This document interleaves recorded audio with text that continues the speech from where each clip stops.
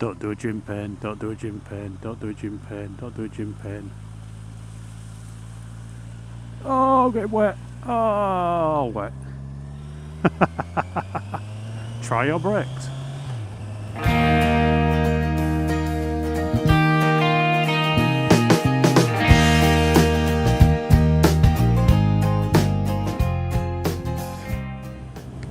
Good morning, everybody. And despite what it looks like on the road, it actually is. It's a beautiful morning. 15 degrees C, so nicely warm. Still got my summer gloves on. This road is a bit wet, and I think it's because this is quite a wet area. This is actually just alongside the river, and I thought I'd come and have a look at it, see what level it's at. And I think the answer is it's high. It's actually the day after Boxing Day. Now, if you're in the UK, unless you've been missing, blimey, that is high. Unless you've been missing the news, you will know that Boxing Day in the north was a bit of a mess for a lot of people. Now, lots of people got flooded. Leeds, which for international viewers is a big northern city. It's the biggest city in this area. The city centre was flooded. It was like a raging torrent down the centre. It looked like a river, not a shopping area. It's been quite a mess, and I mean, I don't think it technically makes any worse, but it always feels worse when it's at Christmas, doesn't it? So on Boxing Day, when people have been evacuated from their homes because of the amount of rain that's been coming. Apparently a month's rain in about 2 hours.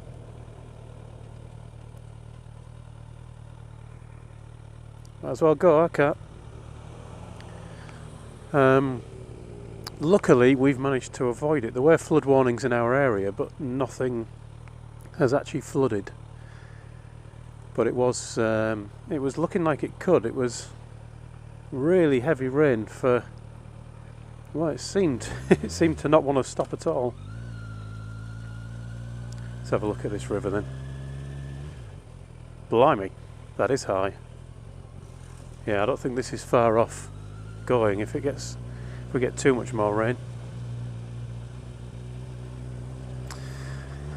But yeah, Leeds underwater. York, which is another part of Yorkshire, that's all underwater as well. Loads of places in the northwest as well. I'm in the northeast and northwest. Loads of places flooded as well. Absolute mess. Although we're all happy because the Prime Minister has decided to do an emergency conference call about it. Not sure what that's supposed to solve really, but you know. So yeah, pretty bad Christmas for a lot of people. So I thought I'd tell you about the time when we flooded here, because one thing that's worrying is we keep hearing this term at the minute on the news from MPs and from ministers in the government and what have you. They keep saying, oh, this is an unprecedented amount of water. Unprecedented, easy for me to say. Unprecedented amount of rain, unprecedented river levels, whatever it might be. Well, it may or may not be unprecedented in those specific areas, but it's been happening in the north, this flooding, for at least 10 years. We seem to get flooding somewhere every year, and it's not generally just little bits of flooding, it's proper full-on heavy rain for days, feet of water in your street flooding. Unprecedented is a word used by MPs. Worries me that what they mean by that is, well, it probably won't happen again, so we're not going to spend any money on it. And after quite a long period now of not maintaining flood defences properly and cutting the funding for flood defences, as they've been doing for the last 4 or 5 years, this seems to be the result. York is underwater because the floodgate that should have stopped the water getting in had to be raised and the water let through because it wasn't working properly. The pumps in it had failed. And strangely enough, that's what happened not too far from here. There's a place just north of Hull. Well, not north of Hull, it's North Hull, I suppose, technically. I believe it's classed as part of Hull, called Kingswood. And a lot of the houses that were built there were built on a floodplain. So when we had our bit of flooding a few years ago, all of those houses flooded. But when they built them, everybody knew it was a floodplain, and they said, well, you shouldn't be building here. And they gave them this idea that what they would do is install lots of very large pumps, so that if water got in the area, it could be pumped out into the rivers and into drains and what have you, and got rid of. Unfortunately, all the drains in Hull don't work properly. Are far too much oversubscribed, the drains. I remember they sent a machine down to try and clean them out, and it got stuck because the drains are so small. So the drains didn't work, the rivers were overflowing, and as it turned out, it didn't matter anyway, because nobody had been servicing the pumps properly, and they didn't work. So that whole area ended up underwater. Now, I happened to be at work the day that the floods happened in this area, and we saw this rain coming down. It had been coming down for 4 or 5 days. We'd been getting lots of heavy rain, and the main roads in and out of Hull had flooded, not damaging houses but blocking the roads. Look at that river really is high. Blocking the roads 4 or 5 times in about 2 weeks. So the roads I used to work, there's a lot of them where they go downhill and then back up again, and the bottom would be full of water. And then we had 2 days of constant rain. It rained weirdly. The only bit of water we got in our house was water that came down the chimney of the gas boiler and filled the gas boiler with water until that overflowed. And we got a lot of water in the house through that. Luckily, no damage. But where we were at work, we were watching this rain come down on the day and saying, this is looking bad. Let's just call it a day. Let's head home early. We can all work from home. Let's head home early and make sure we don't get cut off. So I set off home about 12 midday.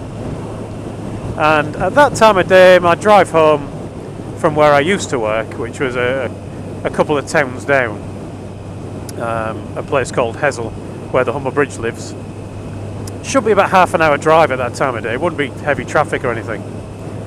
So I set off, and I took the first corner, and the road was flooded, and I kind of tiptoed through it carefully for about 5 minutes, and it was gradually getting deeper and deeper, and then you got to a point where you knew you couldn't go any further. So, like many other people, I turned around and headed back, and I got back to where I started. So that was the first half hour gone, actually.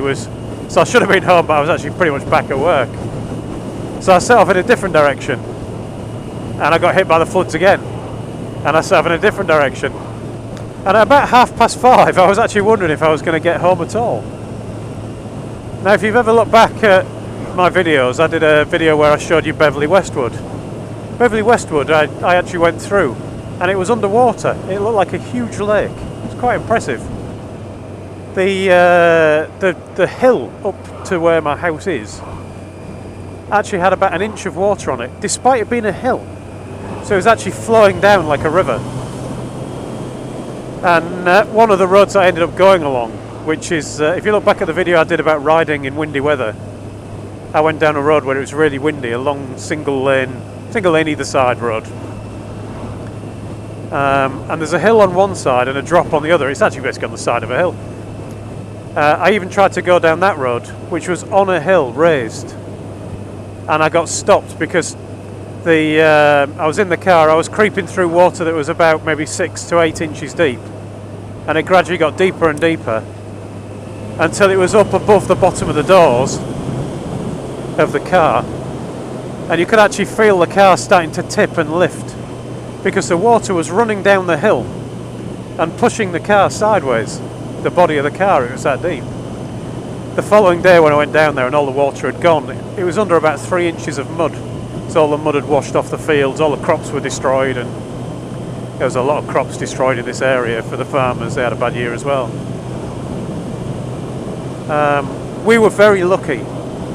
We live on a loop, so there's the main road and there's 2 roads off that main road.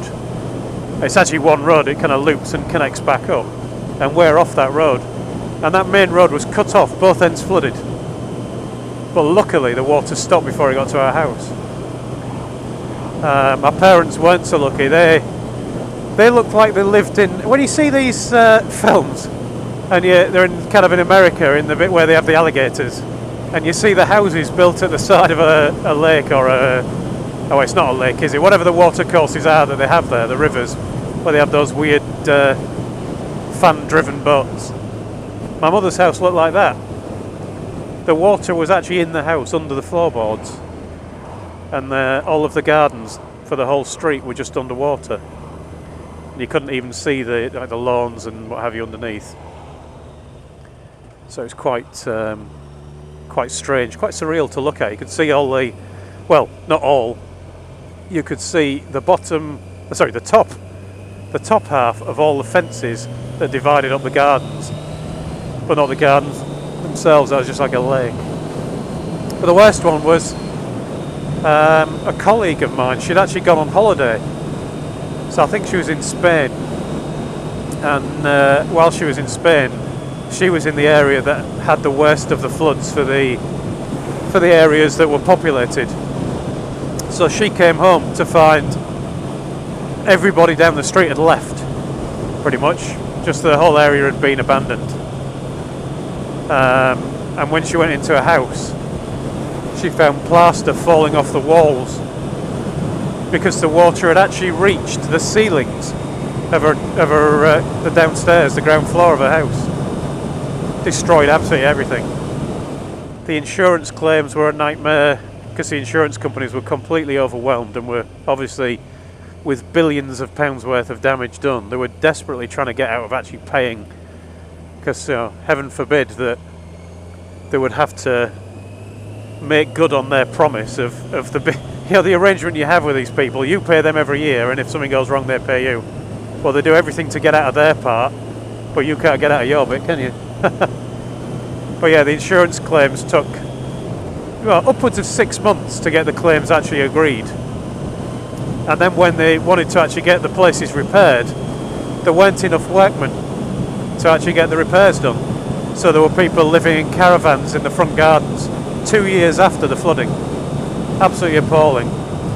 So I really hope they've got their acts together now for all these people in North Yorkshire, West Yorkshire, Lancashire and everywhere else that's been affected by the flooding. I know there's been some in Scotland. Blimey, look at that, that's incredible. So much water. So yeah, hope those people get sorted out a lot better, and hope it doesn't affect them too badly, especially Christmas. It just feels a little bit worse. Anyway, just thought I'd tell you about my little flooding story. Thanks for watching, everyone. Ride safe. Hope you haven't been affected, and if you have been affected, I hope it's not too bad. And I'll talk to you all again soon.